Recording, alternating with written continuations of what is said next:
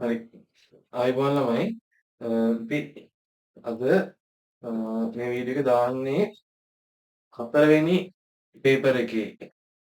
එසේ ප්‍රශ්න දෙකක් දීලා තිනවා ඔයගලන්ට. ඒ ප්‍රශ්න දෙක සාකච්ඡා කරන්න තමයි මේ වීඩියෝ එක දාන්නේ. හරි අපි සාකච්ඡා කරගෙන යමු. ඔයගොල්ලෝ කවුරු හරි ඉන්නවා නම් පේපර් එක කරපු නැති ළමයෙක් පේපර් එකේ ගණන් ටික හදලා මේ වීඩියෝ එක බලන්න. හරිද? හරි. පළවෙනි ගාන ගම්‍යතාවය කියන කොටසෙන් තමයි ප්‍රශ්නේ තියෙන්නේ. අ අපිට දීලා තියෙනවා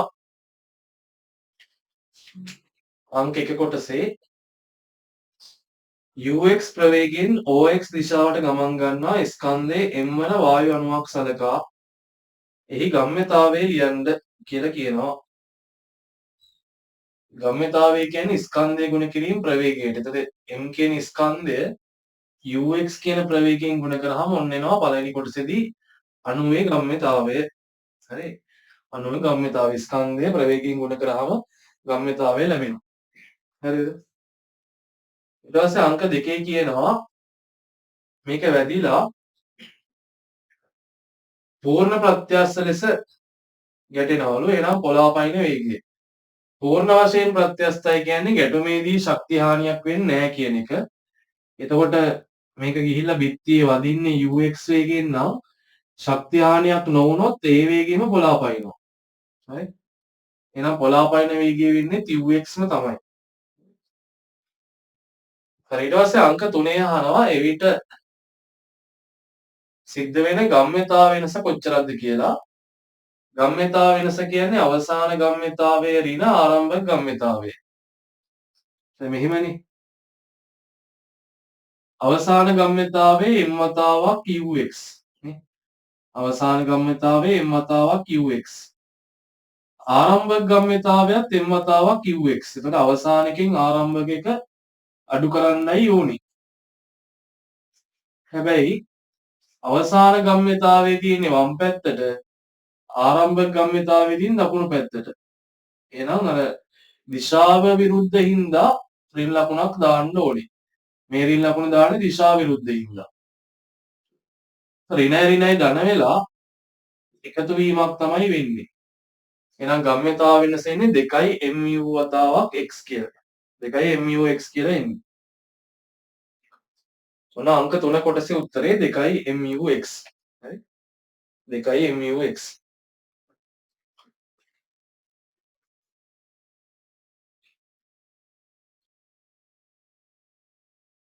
ඊට පස්සේ අංක 4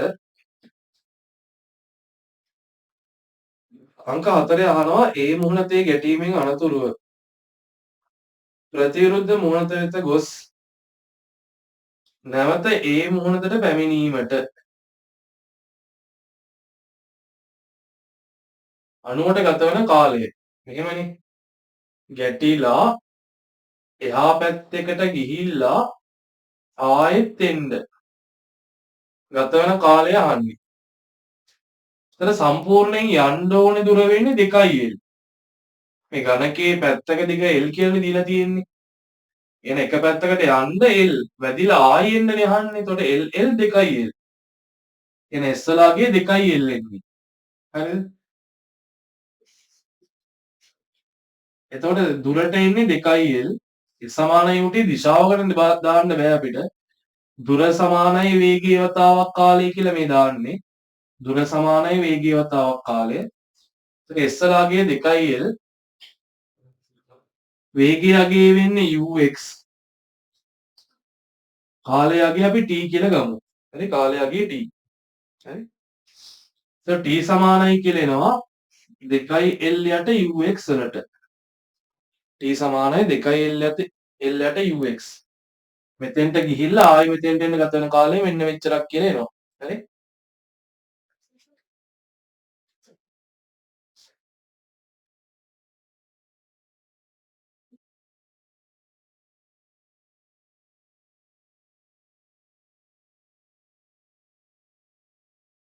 හරි ඊට පස්සේ පස්වෙනි කොටස හරි එතකොට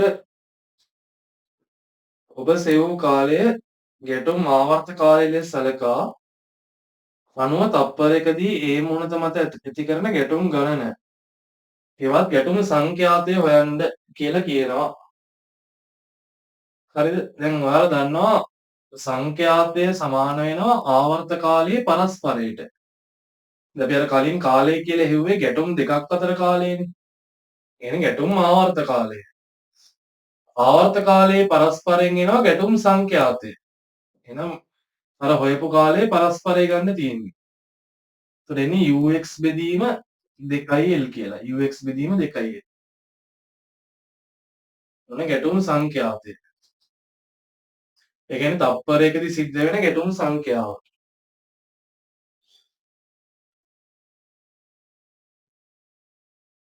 හරි ඊට පස්සේ 6 වෙනි කොටස. එමගින් එම අණුව නිසා ඒ මුහුණත මත ඇති වෙන බලය. මෙන්න මේක බව පෙන්වන්නලු. තප්පරයකදී සිද්ධ වෙන ගම්‍යතාව වෙනසෙන්ලු බලය ලැබෙන්නේ. අපි දන්නවා නේද? වතාවක් t ගම්‍යතාව වෙනසට සමාන කර හැකිනේ. බලය වතාවක් කාලයේ ගම්‍යතාව වෙනසට සමාන කර හැකියි. තප්පරයක් මෙතෙන්ට ආදේශ වුණාම තමයි බලය ලැබෙන්නේ. දැන් එක ගැටුමකදී සිද්ධ වෙන ගම්‍යතාව වෙනස එක ගැටුමකදී සිද්ධ වෙන ගම්‍යතාව වෙනස අපි ගත්තා 2 mux කියලා. මෙච්චර ගම්‍යතාව වෙනසක් වෙන්නේ එක ගැටුමකදී. දැන් කාලේ තප්පරයක්නේ අපි දාලා තියෙන්නේ. එහෙනම් එක ගැටුමකදී සිද්ධ වෙන ගම්‍යතාව වෙනස තප්පරයකට සිද්ධ වෙන ගැටුම් ගාණෙන් වැඩි කරොත්. කියන්නේ ux බෙදීම 2l වලින් වැඩි කරොත් අන්න එනවා තප්පරයකදී සිද්ධ වෙන මුළු ගම්‍යතාව වෙනස. මේ තියෙන්නේ එක ගැටුමකදී සිද්ධ වෙන ගම්‍යතාව වෙනස. ඒක තප්පරයකදී සිද්ධ වෙන ගැටුම් ගාණෙන් ගුණ කරොත් වෙනවා තප්පරයකදී සිද්ධ වෙන ගම්‍යතාව වෙනස. එක ගැටුමකදී මෙච්චරයි තප්පරයකදී මෙච්චර ගැටුම් ගාණක් වෙනවා. එහෙනම් මේ ඉන්නේ තප්පරයකදී සිද්ධ වෙන ගම්‍යතාව වෙනස. හරිනේ තප්පරේ කාලේ දැම්මහම එතකොට. එහෙනම් බලය සමානයි කියනවා දෙකට දෙක කැපෙනවා. m වතාවක් ux ගේ වර්ගයක් කියනවා. දෙකට දෙක කැපෙනවා l යට. ඔන්න බලය. එක අණුවක් හින්දා ඒ කියන මුහුණත මත ඇති වෙන බලය මෙන්න මෙච්චරක් කියලා එනවා.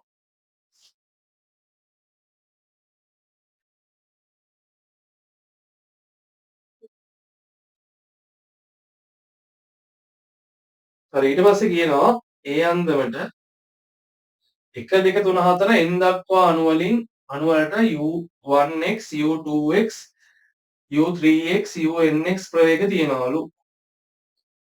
වායු අණු සියල්ල නිසා ඒ මුහුණත මත ඇති වෙන බලය මෙන්න එහෙම ලියන්න පුළුවන්ලු. 7 වෙනි කොටස f වතාවක් mu1x ගේ වර්ගය බෙදීම l පළවෙනි අණුවෙන් ඇති වෙන බලය. m වතාවක් u2x ගේ වර්ගය බෙදීම l දෙවෙනි අණුවෙන් ඇති වෙන බලය. m වතාවක් u3x ගේ වර්ගය බෙදීම l මේකෙන් ලියන්නේ ඔය. දන්නවා මේ විදිහට අණු n ගානක් තියෙනවා නම් m වතාවක් unx වර්ගය බෙදීම l ආකාරයට අණු ඔක්කොගෙම ඒ මුහුණත මත ඇති වෙන බල ටික ලියන්න පුළුවන් කියලා කියනවා. බලවල එකතුව. තවද OX දිශාවට ඇති ප්‍රවේගවල වර්ගයන්ගේ මධ්‍යන්‍යය CX වර්ගය කියලා දීලා තියෙනවා. දැන් පීඩනයනේ හොයන්න තියෙන්නේ. පීඩනය කියලා කියන්නේ බලය බෙදීම වර්ගඵලය. ඒ කියන්නේ මේ අණු ඔක්කොගෙම අර මුහුණත මත ඇති වෙන බලය හොයලා මේ මුහුණතේ වර්ගඵලයෙන් බෙදුවා නම් හරි මුහුණතේ වර්ගඵලය L වර්ගයනේ. හරි L වර්ගයෙන් බෙදුවා නම් පීඩනය ගන්න පුළුවන්. එහෙනම් බලය තියෙනවා අපිට. ඒ බලය බෙදන්න තියෙන්නේ L වර්ගයෙන්. හරිද? එහෙනම් පීඩනය සමාන වෙන්නේ බලය බෙදීම වර්ගඵලයට. හරිද? ඒතර බලයට ආදේශ කරද්දී ඔයාලට පේනවා m බෙදීම L පොදුයි. වරහාන එනවා u1x ගේ වර්ගය u2x ගේ වර්ගය u3x ගේ වර්ගය ධන තිත්පේලියක් unx ගේ වර්ගය. මේක අහපුවා වර්ගඵලයෙන් බෙදන්නත් ඕනේ. L වර්ගයෙන් බෙදන්නත් ඕනේ. බව පෙන්නන්න එකක් තියෙනවානේ. වර්ග මධ්‍යස්ථ මූල ප්‍රවේගයක් හදාගන්න තියෙනවානේ. ඒක හදන්නේ මෙහෙමයි. මේ බලන්න. එම්බෙදීම L ගණය ඔහොම ගන්නවා. ඔයාලට පේනවා බව පෙන්නපු එකේ n අකුරක් තියෙනවා. මම මේ n අකුර මෙතනින් දාන්නම්. එහෙම උඩට වැඩි කරා නම් යටත් වැඩි කරගන්න එපා. එහෙනම් u1x ගේ වර්ගය u2x ගේ වර්ගය u3x ගේ වර්ගය ධන unx ගේ වර්ගය කියන එකේ යටින් කැපිටල් N අකුරක් දාගන්නවා. අර මේ දාගත්ත කැපිටල් N අකුර කැපෙන්න. දැන් මෙන්න මේකට ආදේශ කර හැකි මේ තියෙන්නේ මොකද්ද? cx වල වර්ගය කියලා දීලා තියෙනවා ගාන. එතකොට එනවා p සමානයි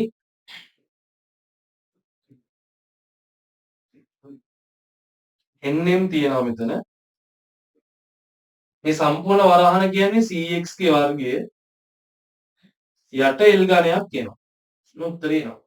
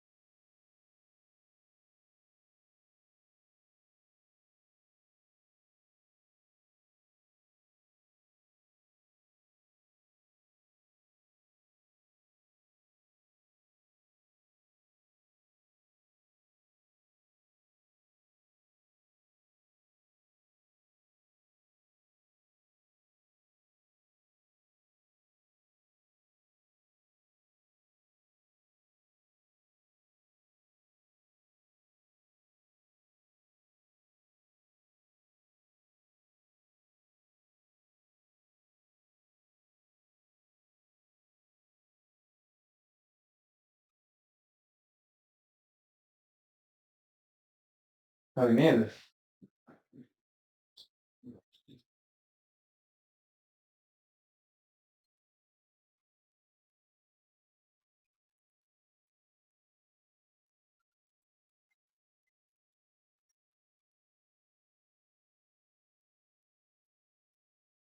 ඊළඟට සලකන වායුවක් සඳහා cx වර්ගය cy වර්ගය cz වර්ගයට සමානයිලු. හරිද? ඒ කියන්නේ දැන් අණුවකට දිශා තුනකට ප්‍රවේග තියෙන්න පුළුවන්. 3D නේ අපිට පේන්නේ. මේ පැත්තට cx ප්‍රවේගයක් තියෙනවා නම් මෙහෙට cy ප්‍රවේගයක් තියෙනවා නම් එහම තුන්වෙනි දිශාවකට මේ තලය ඇතුළට cz කියලා ප්‍රවේගයක් තියෙන්න පුළුවන්. මේ අණුව අහඹු ලෙස යද්දී ප්‍රවේග සම්නතක තුනක් විදිහට යාගේ චලිතය සලකන්න පුළුවන්. දැන් මේ ප්‍රක්ෂිප්තවල ගන්නේ ප්‍රක්ෂේපණ ප්‍රවේගය හැදෙන්නේ vx vy කියලා ප්‍රවේග දෙකකින්නේ. ඔක දැන් මෙහෙම එක තලයේ කෙලින් යන්නේ නැතුව ඒක මෙහෙම ඇතුළටත් ගියා නම් තව cz කියලා vy කියලා vz කියලා ප්‍රවේගිකුත් තියෙනවා. අන්න ඒ වගේ අර 3D සලකන්නේ මේක. හරිද? එහෙනම් ප්‍රවේග තුනක් විදිහට ගන්න පුළුවන්. එතකොට මේ තුනම එකතු වෙලා අහඹු ලෙස තියෙන සංප්‍රයුක්ත ප්‍රවේගය මෙයාගේ. ඒක ලියන්න පුළුවන්ලු c සංප්‍රයුක්ත ප්‍රවේගය c නම් c වර්ගය ලියන්න පුළුවන්ලු cx වර්ගය cy වර්ගය cz වර්ගය කියලා. එහෙනම් ප්‍රක්ෂිප්ත පාඩමේදී ගන්න දැන් මෙහෙම ගත්ත එකනේ ඔන්න. තිරස් ප්‍රවේගයේ vx සිරස් ප්‍රවේගයේ vy නම් ඔයාලා දන්නවා මේක ලියන්න පුළුවන් vx වර්ගය ධන vy වර්ගයේ වර්ගමූලය කියලා. අන්න ඒ වගේ මේ තුන දැන් තුනක් තියෙනවනේ තුනේම වර්ගවල එකතු වෙන සංප්‍රයුක්තය ලැබෙනවා. අරකම තමයි. හරි? මේකෙන් තේරුම් ගන්න ඕනේ නැහැ ගාන හදන්න. ගානේ දීලා තියෙනවනේ මෙහෙම වෙනවා කියලා. හරි? cx වර්ගය සඳහා ප්‍රකාශනයක් c වර්ගය ඇසුරෙන් ලබා ගන්නලු. මේක සඳහා ප්‍රකාශනයක් මේකෙන් ගන්නලු. ඒ කියන්නේ අනිත් දෙන්න අයින් වෙන්න එපා. දැන් අපිට කියනවනේ cx වර්ගයයි cy වර්ගයයි cz වර්ගයයි සමානයි කියලා. ඒකින්ද මේකටත් අපිට ඕන නම් cx වර්ගය කියලාම දාගත්ත හැකි. මේකටත් අපිට ඕන නම් cx වර්ගය කියලාම දාගත්ත හැකියි. එතකොට එහා පැත්තේ 3යි cx වර්ගය වෙනවා. එතකොට cx වර්ගය සමානයි කියලා එනවා c වර්ගයේ බෙදීම 3ට. හරි. ඔන්න cx වර්ගය සඳහා ප්‍රකාශනය c වර්ගය වලින් ගත්තා. ඔය අපි කරේ 8 වෙනි කොටස. ඔය ඉලක්ක අංක 8. අඩුපාඩු හදාගන්න.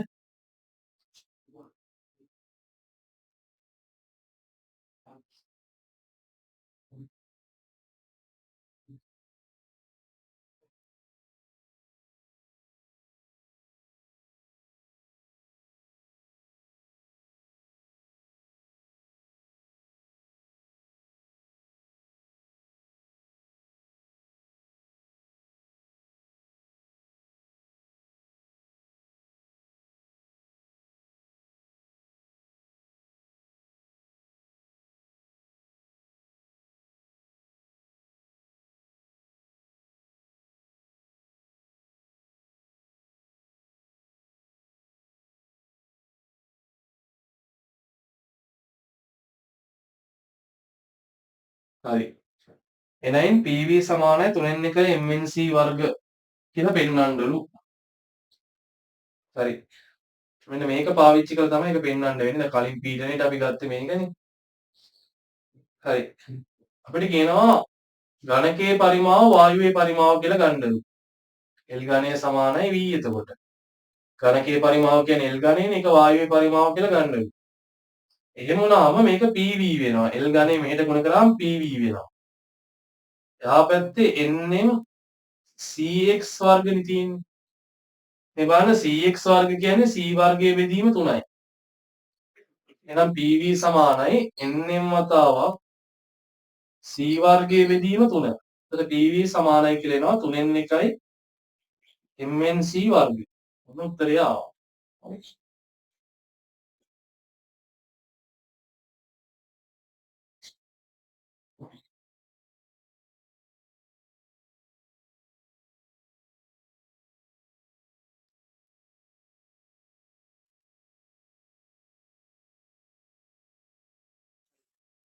දෙවෙනි ගාන එක් මාධ්‍යකින් තවත් මාධ්‍යයකට ආලෝකයේ ගමන් කිරීමේදී කිරණ හැරී ගමන් කිරීම වර්තනය කියලා හඳුන්වනවා කියලා කියනවා. වර්තන නියම දෙක සඳහන් කරන්න කියලා කියන්නේ. පළවෙනි වර්තන නියමයෙන් කියවෙන්නේ මොකද්ද? මම නිකන් කියන්නම් ලියන්නේ නැහැ. පළවෙනි වර්තන නියමයෙන් කියවෙන්නේ අන්තර්මාධ්‍ය පෘෂ්ඨය, ඊට පස්සේ අභිලම්බය, පතන කිරණය සහ වර්තන කිරණය කියන සියල්ල එකම තලයේ පවතිනවා කියන එක. එහෙම ලියන්න. මොකද්ද? පතන කිරණය, වර්තන කිරණය, අන්තර්මාධ්‍ය පෘෂ්ඨය සහ අභිලම්බය කියන සියල්ල කොහොමද තියෙන්නේ? එකම තලයේ තියෙනවා. හරිද? ඊපස්සේ දෙවැනි නියමයෙන්. දෙවැනි නියමයෙන් කියවෙන්නේ සලකන අන්තර්මාධ්‍ය පෘෂ්ඨයක පතන කෝණයේ සයින් අගයයි වර්තන කෝණයේ සයින් අගය අතර අනුපාතය නියතයක් වෙනවා කියන එක. මොකද්ද? පතන කෝණයේ සයින් අගයයි වර්තන කෝණයේ සයින් අගය අතර අනුපාතයේ නියතයක් කියන එක තමයි දෙවෙනි නියමයෙන් නැත්නම් ස්නෙල් නියමයෙන් කියවෙන්නේ. හරි. ඊට පස්සේ ඒ වල අංක 1 කියනවා. ඒ වල අංක 1 කියනවා වාතයේ සිට ජලය තුළ පවතින වස්තුවක් ලෙස බැලීමේදී වස්තුව එසවි පෙනෙන බව පෙන්වීමට කිරණ සටහනක් අඳින්න කියලා. අපි තියරි ඔප්පු කරද්දී සත්‍ය ගැඹුර දෘශ්‍ය ගැඹුර සම්බන්ධය ගද්දී මේක කියා දුන්නා. මේ වස්තුව තියෙනවා නම් කෙලින් එන කිරණයක් හැරෙන්නේ නැතුව කෙලින්ම යනවා.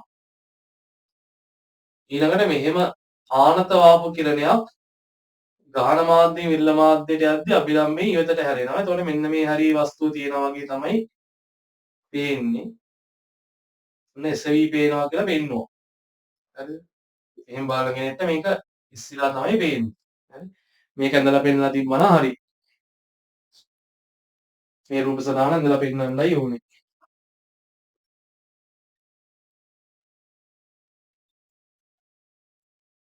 හරිද? මේක ඇඳලා පෙන්නන්නයි ඕනේ. මේ රූප සටහන ඉන්න. හරි? එය භාවිතයෙන් සත්‍ය ගැඹුර හා දෘශ්‍ය ගැඹුර අතර සම්බන්ධය ව්‍යුත්පන්න කරන්න කියලා කියනවා. සත්‍ය ගැඹුර කියන්නේ මෙන්න මේක. දෘශ්‍ය ගැඹුර කියන්නේ මේ ප්‍රමාණය. අපි මේ දුර x කියලා ගමු. මේ කෝණයට i කියලා දාගන්නම්, මේ කෝණයට r කියලා දාගන්නම්. මේක i නම් ඒකාන්තර කෝණින්ද මෙන්න මේකත් i. මේක r නම් අනුරූප කෝණින්ද මේකත් r. දැන් දාමු මෙතෙන්ට ස්නෙල් නියමය.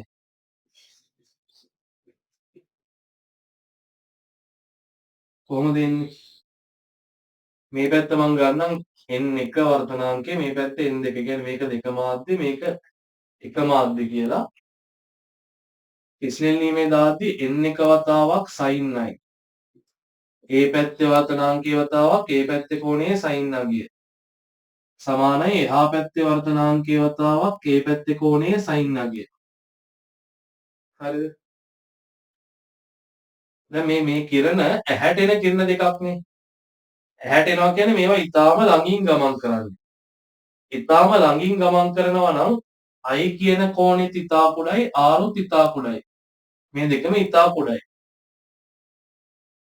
එහෙනම් sin i ආසන්නව සමාන කර හැකි tan i වලට sin r ආසන්නව සමාන කර හැකි tan r ට.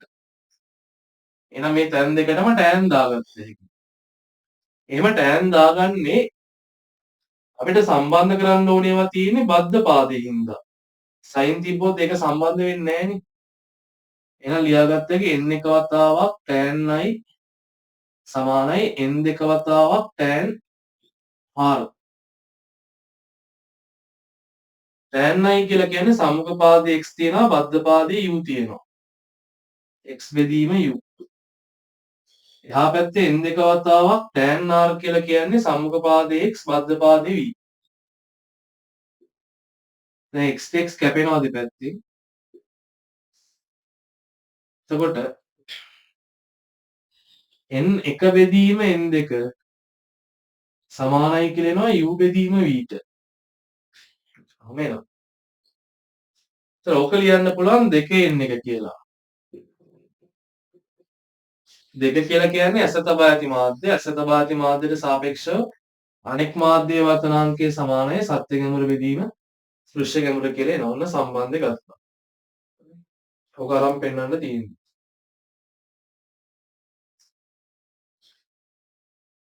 ඔය තියරි වලදී අපි ඔප්පු කරපු කාරණාව.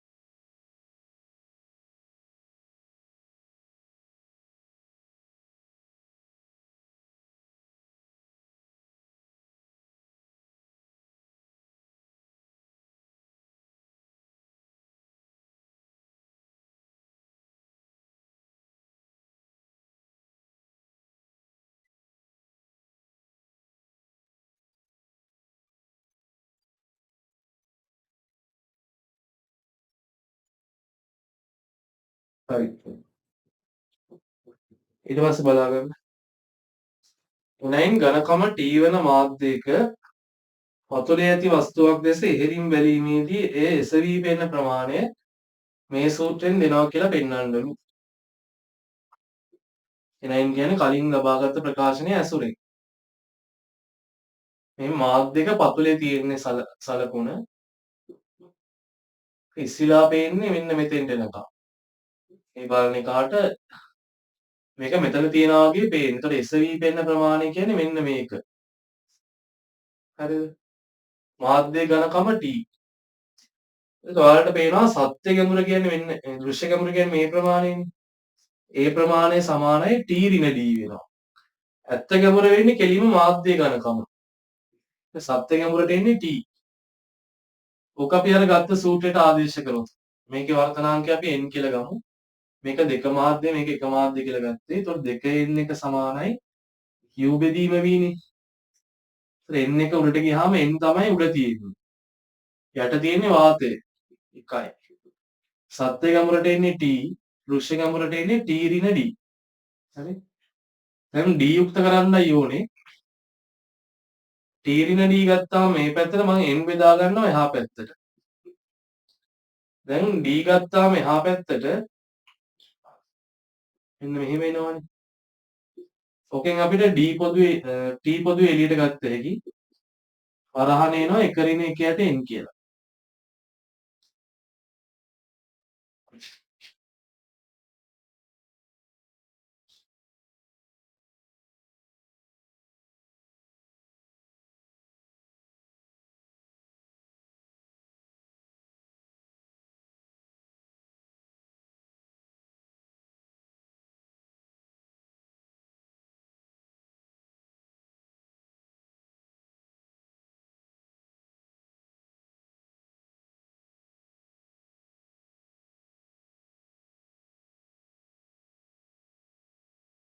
හරි ඊළඟට අපි යමු B කොටසට.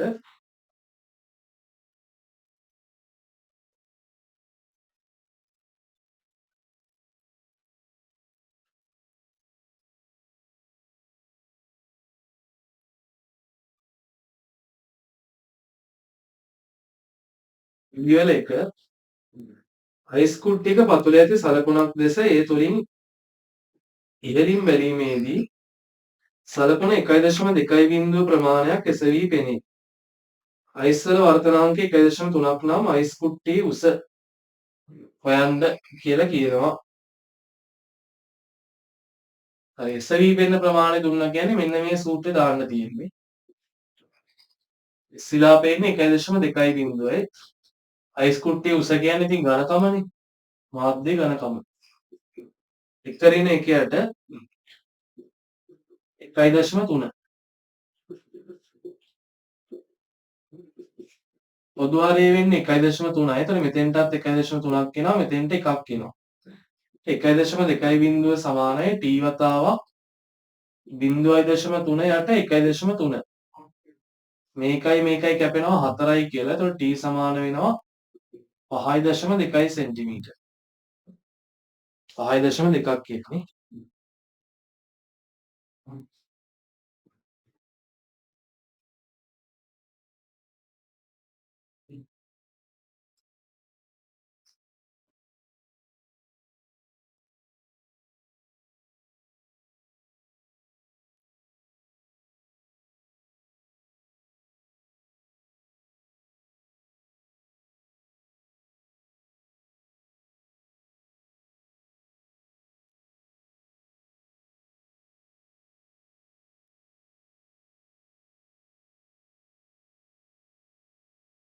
පහයි දශම දෙකක් කියන්නේ.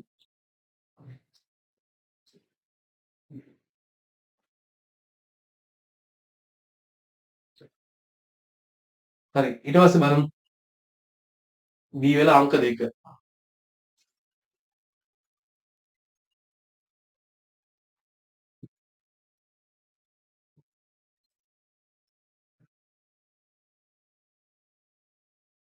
B වල අංක 2. මෙම අයිස් කුට්ටියේ ජලයේ ඉපිලෙමින් පවතින අතර අයිස් වල ඝනත්වය 900ක් හා ජලයේ ඝනත්වය 1000ක් වේ. අයිස් කුට්ටියේ ධාරයක් ඔස්සේ ජලය තුලින් එහි පතුල දෙස බැලුව විට පතුල කොච්චරක් එසවි පේනවද කියලා අහනවා. අපිට ඉස්සෙල්ලා හොයන්න වෙනවා කොච්චර ප්‍රමාණයක්ද මේක ජලයේ ගිලෙන්නේ කියලා. දැන් සම්පූර්ණ උස අපි හොයාගත්තනේ 5.2යි කියලා. මේ ගිලෙන ප්‍රමාණය හොයන්න නැතුව මෙතනින් ඉස්සෙල්ලා පේන ප්‍රමාණය හොයන්න බෑ. මොකද බලන්නේ ජලය තුලින්නේ මාධ්‍ය ඝනකම ඕනි. ඒකට අපිට පුළුවන් ළමයි උඩුකුරු තරපුම බරට සමාන කරලා මේ h හොයන්න. මම මේකේ හරස්කඩ වර්ගඵලය ගන්නම් කැපිටල් A කියලා. අයිස් කුට්ටියේ හරස්කඩ වර්ගඵලය කැපිටල් A. අපි දාමු ඉපිලුම් මූලධර්මය. දාන්නේ මොකද්ද? ඉපිලුම් මූලධර්ම. ඉපිලුම් මූලධර්මයෙන් ලියන්න පුළුවන් උඩුකුරු තරපුම සමානයි බර කියලා. U සමානයි mg.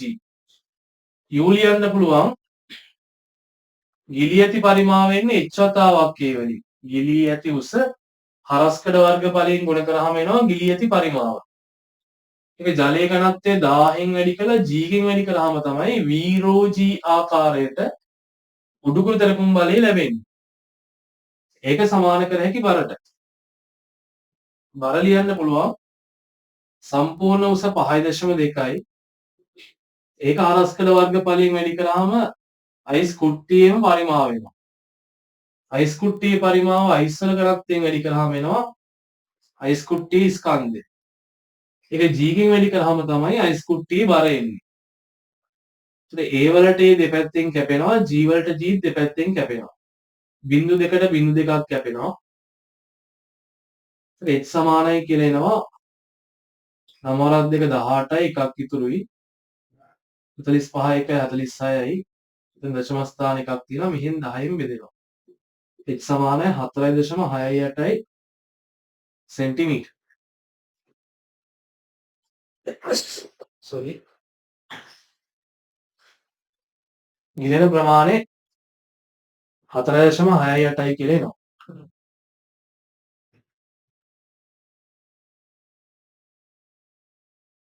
ගිලෙන්නේ ඔච්චර. එහෙනම් SW පෙන්න ප්‍රමාණය හොයන්න දාමු. d සමානයි t වතාවක් 1 ඍණ 1යට එන්නේ සූත්‍රය. t වලට එන්නේ මාධ්‍ය ඝනකම කියන්නේ ජලයේ ඝනකම. ඒ කියන්නේ 4.68 වැඩි කිරීම 1 ඍණ 1යට එන්නේ. දැන් ජලයේනේ 4 බෙදීම 3 පරස්පරය කියන්නේ 4න් 3යි. කියන්නේ 4.68 වැඩි කරන්න ඕනේ. 1න් 4න් 3ක් අඩු කරාම 4න් 1යි. එතකොට 4ට 4 ඒවා 1යි 6ට 4 ඒවා ඒත් 1යි දෙකක් ඉතුරුයි 28ට 7යි සෙන්ටිමීටර. ඔන්න ඔච්චරක් ඉස්සිලා පේනවා පතුල. පතුල මෙච්චරක් ඉස්සිලා පේනවා.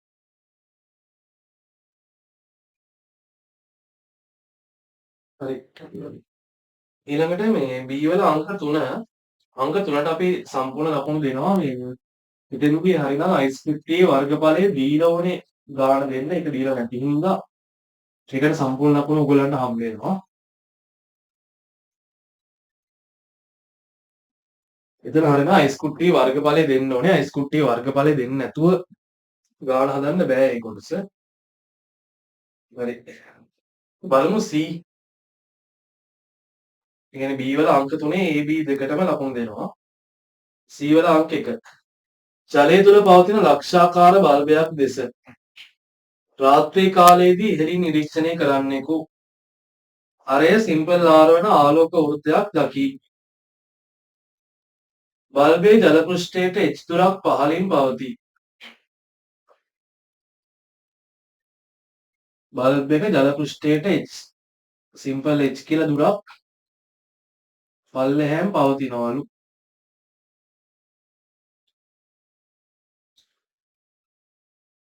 එතකොට ආලෝක කිරණ මෙහෙම ගිහිල්ලා අවදි කෝණයේ තියෙන ස්ථානයෙන් තමයි එළියට යන එක නතර වෙන්නේ. අරය සෙට් වෙන්නේ එතෙන්ට. එතකොට අපි කලින් කියා දීලා තියෙන්නේ ජලයේ වර්තනාංකය හොයන්න තියෙන්නේ. වර්තනාංකයේ සීත් එක සම්බන්ධ වෙනවා 1ට n වලින්. sin නෑ මේක c නම් මේකත් c නේ. sin හදාගන්නම් කර්ණය ඕනේ අපිට. කර්ණය හදාගත්ත එක h වර්ගය ධන r වර්ගයේ වර්ගමූලය. sin c ලියන්න පුළුවන් සම්මුඛ පාදයේ r කර්ණය එනවා h වර්ගය ධන r වර්ගයේ වර්ගමූලය සමානයි 1ට n. n සමානයි කියලා එනවා h වර්ගය ධන r වර්ගයේ වර්ගමූලය බෙදීම r.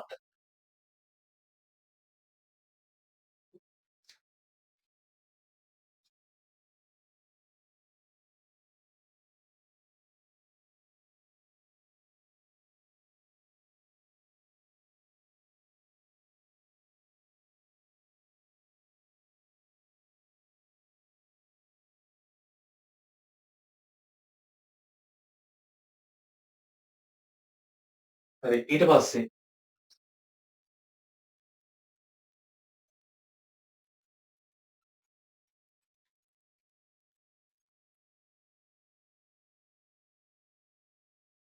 ඊට පස්සේ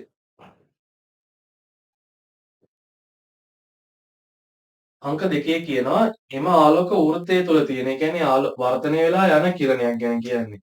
ආලෝක වෘත්තය තුල තියෙනවා කියන්නේ වර්ධනය වෙලා යන කිරණයක්. එහෙම කිරණයක් තියෙනවලු. ඒක ආංශික පරාවර්තනය වෙනවලු. අපි දන්නවා වර්ධනය වෙන ඕනෑම කිරණයක කොටසක් ආපහු පරාවර්තනය වෙලා යනවා. ජලයේ වර්ධනාංකය 4 බෙදීම 3යි උඩ තියෙන්නේ වාතය වෙන්න බෑ. පතන කෝණය අහන්නේ මම ඒක i කියලා ගන්නවා. මේක i නම් මේකත් i. හරිද? මේකට දැන් తాවකාලිකව අපි r කියලා දාගමු. මේ තියෙන්නේ වර්ධිත කිරණය. ඒවා නම් කරන්න ඕනේ නැහැ. ඔයාලට තේරෙන්න ලියන්නේ වර්ධිත කිරණය. මේ තියෙන්නේ ආංශික පරාවර්තිත කිරණය.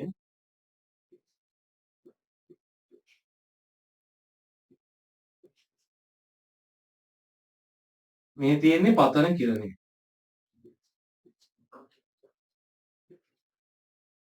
මේ දෙක අතර කෝණය අංශක 90යි කියනවා. ඉතින් අපිට සම්බන්ධයක් ගත්තගෙන i වලයි 90යි ඊට පස්සේ r ගේ එකතුව අංශක 180යි. ඒතර r ලියන්න පුළුවන් 180න් 90ක් ගියාම 90යි ඍණ i කියලා. r සමානයි 90 ඍණ i වෙනවා. i නේ හොයන්න තියෙන්නේ දාමු ස්නෙල් නියමේ. කොහොමද එන්නේ? මේ පැත්තේ 4 බෙදීම 3යි වැඩි කිරීම sin i. එහා පැත්තේ එක වතාවක් sin r කියන්නේ 90 ඍණ i. ඒකට 4 බෙදීම 3 වතාවක් sin i සමානයි මේ පැත්තේ cos i. sin 90 ඍණ i කියන්නේ cos i. එතකොට sin i බෙදීම cos i කියන්නේ tan i. A tan i යුක්ත වේදී 3 යනවා එහා පැත්තට 4 බෙදෙනවා එහා පැත්තට. 4 බෙදෙනවා එහා පැත්තට. කියන්නේ 0.75යි මේක tan ඔගුවෙන් බලලා i වලාගේ හොයාගන්න. හරි.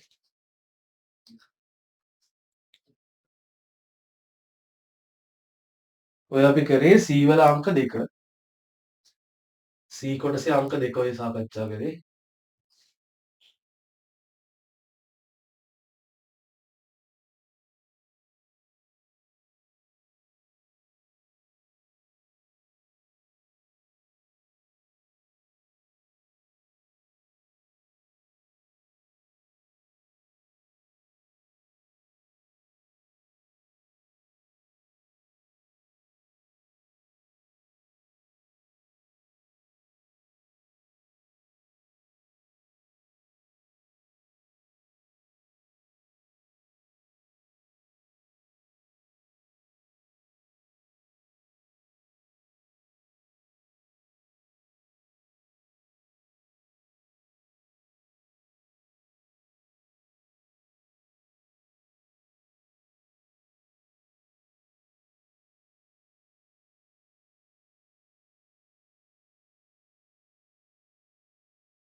ඊට පස්සේ බලමු අංක 3.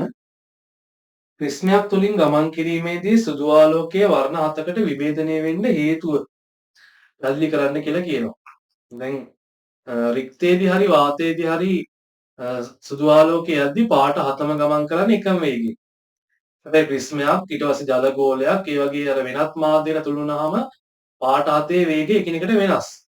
අන්නේ වේග එකිනෙකට වෙනස් නිසා තමයි පාට 7ව වෙන වෙනම ගමන් කරන්නේ. දැන් ඔයාලා ලියන්න ඕනේ මොකද්ද?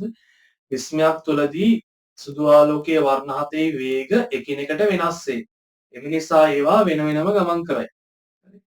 අද වේග වෙනස් කතාව තමයි ලියන්න තියෙන්නේ. මොකද්ද? ප්‍රිස්මයක් තුලදී සුදු ආලෝකයේ වර්ණ 7ේ වේග එකිනෙකට වෙනස් වේ. එම නිසා ඒවා වෙන වෙනම ගමන් කරයි. හරි? හරි ඔන්න දැන් අපි ප්‍රශ්න දෙකම සාකච්ඡා කරා. ඒක තියරි අඩුපාඩු මතක ඒවා එහෙම තියෙනවා නම් පොඩ්ඩක් බලලා ආයෙසරයක් ගණන් ටික හදන්න.